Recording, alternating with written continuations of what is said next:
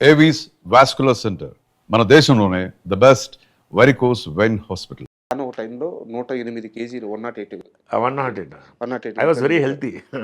But అక్కడి నుంచి Anand transaction అంటే ఇప్పుడు చూస్తే ఎంత ఫిజికల్ గా ఎంత స్ట్రాంగ్ అవునవును.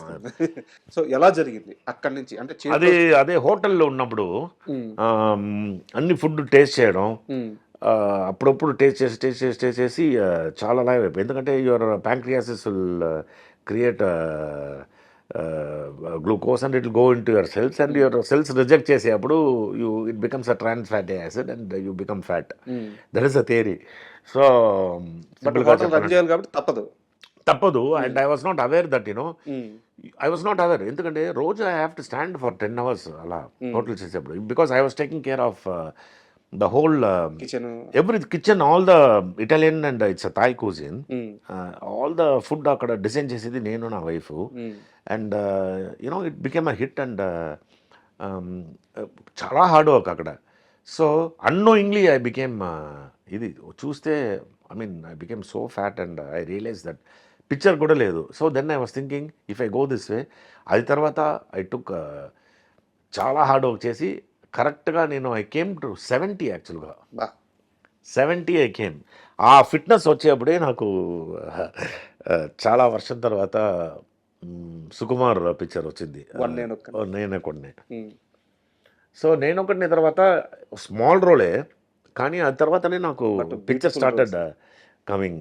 అండ్ యాక్చువల్గా నాకు క్వశ్చన్ కూడా ఉంది సార్, అంటే ఇదంతా నేను ఇంటర్వ్యూలో వద్దనుకుంటున్నాను, సో అందుకే నేనే చెప్పేస్తున్నాను. మీరు హోటల్ పెట్టారు, ఒక పెద్ద స్టార్ అయి ఉండి కోర్స్ నేర్చుకున్నారు, అందరితో కలిసి తిరిగారు, ఫుడ్ ప్రిపేర్ చేశారు, మెయింటైన్ చేశారు. ఇట్లా జరిగిపోతా ఉంది, చేతిలో సినిమాలు లేవు, బాడీ వెయిట్ వచ్చేసింది, డ్రింక్ కూడా చేసినట్టు మీరు ఒక ఇంటర్వ్యూలో చెప్పారు. ఇలాంటి ఒక ఫేజ్ నుంచి సుకుమార్ గారి దగ్గర నుంచి కాల్ ఎలా వచ్చింది, ఎలా అప్రోచ్ అయ్యారు? నేను I was going out of shape, out of control ఉన్నప్పుడు అప్పుడు నాకు ఏం ఆలోచన వచ్చిందంటే, this is not for good for you and for even if you want get in to movies అని చెప్పి. It took about 8 months. 8 monthsలో almost 25 kgs, 8 to 9 months, 1 year టైంలో పెట్టుకోండి. రెడ్యూస్ చేసి when I was looking fit, that came. It's kind of ఒక మనం ఫిట్గా ఉన్నప్పుడు ఐఎమ్ రెడీ అని చెప్పేప్పుడు నేచర్ విల్ హెల్ప్, తెలుస్తుంది. అప్పుడు ఇట్ హెల్ప్స్ నా. ఐ మీన్ ఇప్పుడు ఒక పిక్చర్కు మన టైం బాగుంటే లావుగా ఒకరు కావాలి 110 kgsలో అని ఆలోచించి, ఇప్పుడు ఆనంద్ 110 kgs అయిపోయారా ఆయన పిలువు అని కూడా, అది కూడా మంచి టైమే. మనం అలా తీసుకోవాలి అంతే. బట్ నేను అనేది ఏంటంటే, మీరు ఇన్ని ఇండస్ట్రీలో మూవీస్ చేశారు, బట్ ఆ టైంలో ఆ 3 years 5 years ఆ ఫేజ్లో ఏ మేకర్ కూడా ఆనంద్కి ఛాన్స్ ఇద్దామని ఆలోచించలేదు. బట్ సుకుమార్ గారికి ఆ థాట్ ఎలా వచ్చింది, మీకు ఏం చెప్పారు ఆయన మీకు కలిసినప్పుడు? సుకుమార్ యాక్చువల్గా నా పిక్చర్ వెళ్ళేప్పుడు సుకుమార్ ఎవరని నాకు తెలియదు. ఓకే. సో అవుట్డోర్ వెళ్ళి అప్పుడు డైరెక్టర్ ఎవరు అని అడిగితే సుకుమార్ ఏ పిక్చర్ చేశారని చెప్తే ఏదో 2 పిక్చర్ చెప్పారు. సో నాకు యాక్చువల్గా నేను ఏ సెట్ వెళ్తే I can make out a good work and bad work. ఒక షార్ట్ చేసేప్పుడే నాకు తెలిసిపోతుంది ఈ పిక్చర్ ఓకేనా లేదా. సుకుమార్ గారు వచ్చి మన దగ్గర షార్ట్ చెప్తూ ఎక్స్ప్లెయిన్ చేస్తారు కదా, అప్పుడే అర్థమైంది, ఓ ఇది పెద్ద డైరెక్టర్ అవ్వబోతున్నారు ఈయన, మంచి పిక్చర్ అని. ఎందుకంటే ఆయన అఫ్కోర్స్ ఈజ్ అవుట్స్టాండింగ్ నాలెడ్జబుల్, ఎక్కువ నాలెడ్జ్ ఉన్న ఒక director and very very simple man. ఆయనకి ఏం బందా లేదు, ఆయన గడ్డం పెట్టుకుని కింద కూర్చుంటారు, ఏం I mean such a simple. అది తర్వాత నేను ఒకటిని చూసేప్పుడు ఒక మంచి రెస్పెక్ట్ వచ్చింది. సార్, ఎందుకంటే అంతకుముందు 2 పిక్చర్ నేను చూడలేదు. అది తర్వాత ఆయన చేసే పిక్చర్ అని చూస్తే జీనియస్. పుష్ప అని what kind of my god. అందుకుంటే రంగస్థలం, తర్వాత ఎన్టీఆర్తో నాన్నకి. ఆ టైంలో నా దగ్గర చెప్పారు సుకుమార్ గారు, నేను ఒక పిక్చర్ చేయబోతున్నాను, ఇట్స్ అబౌట్ ఫాదర్ అండి, ఇది ఇక్కడే యూకేలో చేయబోతున్నాను, ఐ విల్ టెల్ యూ అని చెప్పి. I was waiting. ఆ తర్వాత రిలీజ్ అయిన తర్వాత అర్థం, ఇది రాజేంద్ర ప్రసాద్ ఇది కోసం నాకు చెప్పారా అని. బట్ మీరు అంటే ఆయన చెప్పిన ఆ టైంలో చెప్పారు, కానీ రాసి అప్పుడు ఆయనకి ఏం గుర్తొస్తుందో అదే. ఉమ్, డెఫినెట్గా ఆయన రాసేప్పుడు రాజేంద్ర ప్రసాద్ గారిని పెట్టుకుని రాశారు. సో ఆ టైంలో సరదాగా అలా మాట్లాడినప్పుడు సార్ ఆ, అండ్ మీరు మీ బాబుని ఖచ్చితంగా సినిమాల్లోకి తీసుకొస్తానని ఒక స్టేట్మెంట్ ఇచ్చారు. 5 years బ్యాకే ఇచ్చారు. సో బాబు నాకు తెలిసి ఈ పాటికి రెడీ అయిపోయి ఉంటుంది. ఆయనకి ఇప్పుడు యాక్చువల్గా 5 years బ్యాక్ అంటే ఆలోచన ఉంది. ఇప్పుడు ఈ studying in 11th. So next year will finish and I want to put in school of arts Delhi కదా. తర్వాత పాండిచ్చేరిలో ఒక కోర్స్ ఉంది.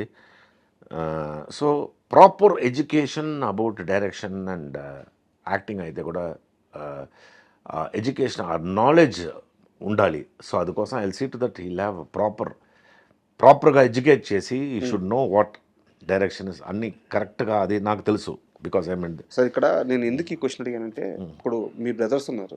ఇప్పుడు భరత్ గారు క్రికెటర్ అవును. కోచ్ అయ్యారు, బౌలింగ్ కోచ్ అయ్యారు.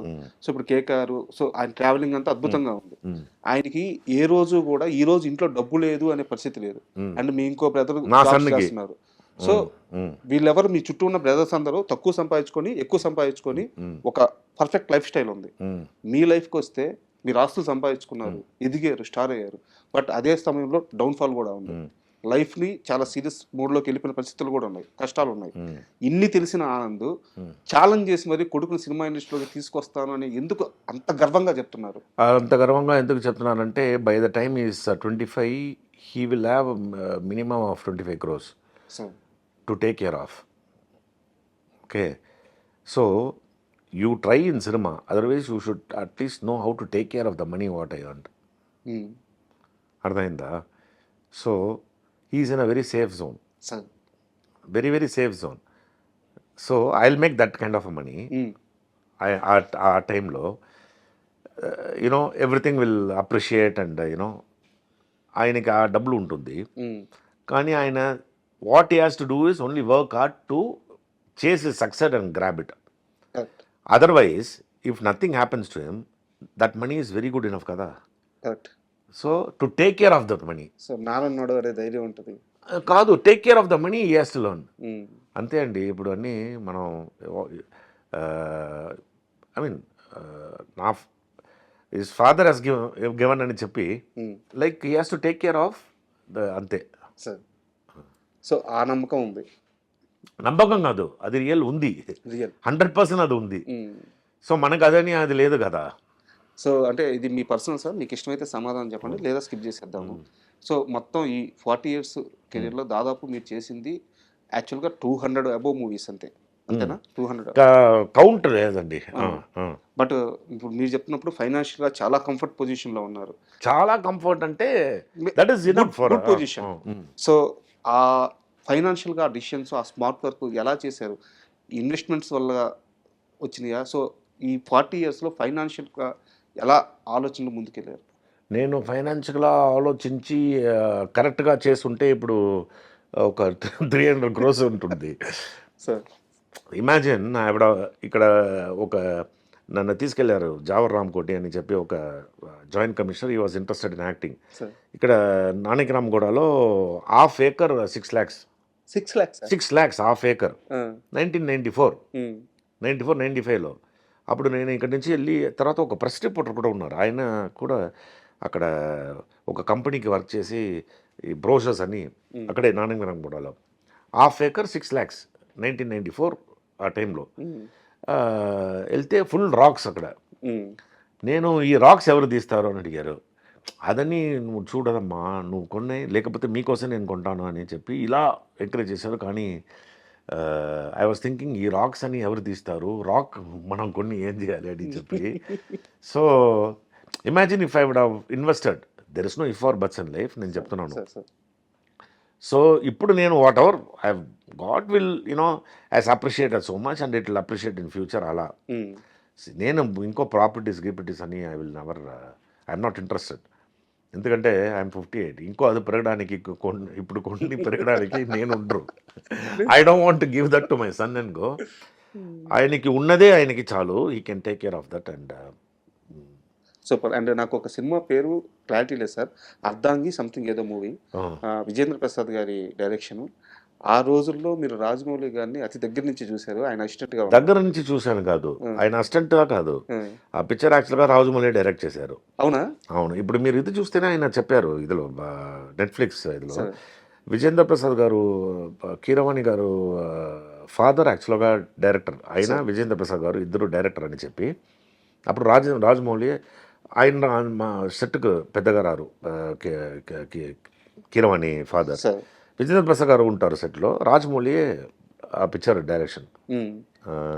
అప్పుడు నేను ఆయన కాల్ మే రాజమౌళి ఏంటి ఏం షార్ట్ ఇప్పుడు అంటే సార్ యూస్ట్ అది బాగా రావాలి సార్, ఇది బాగా దిస్ మై లైఫ్ టైం, ఇది ఫర్ మై ఫ్యామిలీ, ఇది అదని చెప్తారు ఆయన ఈ టైంలో.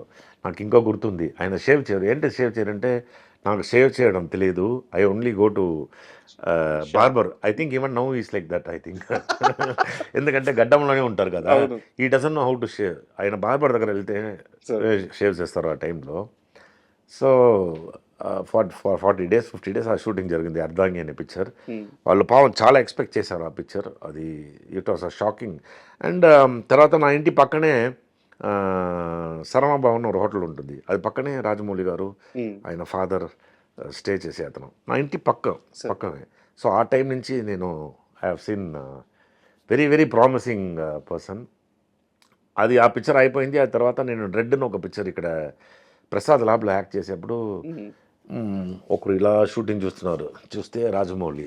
సో నేను ఏంటి రాజమౌళి రాని చెప్తే, కాదు సార్ నాది అప్పుడు ఏదో సీరియల్ ఏదో రాఘవేంద్రరావు సీరియల్ ఎడిటింగ్ జరుగుతుంది అప్పుడు ప్రసాద్ ల్యాబ్లో, అదేదో ఎడిటింగ్ జరుగుతుంది సార్ ఇక్కడ, నేనే డైరెక్ట్ చేస్తున్నాను అని సీరియల్. ఆ టైంలో నేను రెడ్ అన్న ఒక పిక్చర్ చేసేప్పుడు ప్రసాద్ ల్యాబ్లో అజిత్తో ఈయనప్పుడు అది ఎడిటింగ్లో ఏదో. సో అది తర్వాత రాజమౌళి ఎక్కడో వెళ్ళి I'm so happy for him and he had all that talent to ఆ టైంలో now he has become property for పొక్కిషం ఫర్ నేను వెంకటేష్ మా చెప్పిన లాగా. ఆ సమయంలో రాజమౌళి గారితో ట్రావెలింగ్ ఉన్నప్పుడు ఆ అర్ధంగి సెట్లో మర్చిపోలేని ఒక చిన్న ఇన్సిడెంట్ ఏదైనా? చాలా వర్షం అయింది, ఎందుకంటే అది చూస్తే మీరు 1995 ఆల్మోస్ట్ 33 years ఇన్సిడెంట్ అని, అదే ఇదన్నీ గుర్తుంది. అప్పుడే I think you was in love or something, I vaguely remember. Okay. She uses to be in different ఎక్కడో ఏదో ఊర్లో, అది I remember. Then he never uses to shave, he'll only go to barber ఇది అని shave. Sweets ఆయన father always he'll give sweets తీసుకొని ఇదని. We all thought that movie will definitely become a success అని చెప్పి.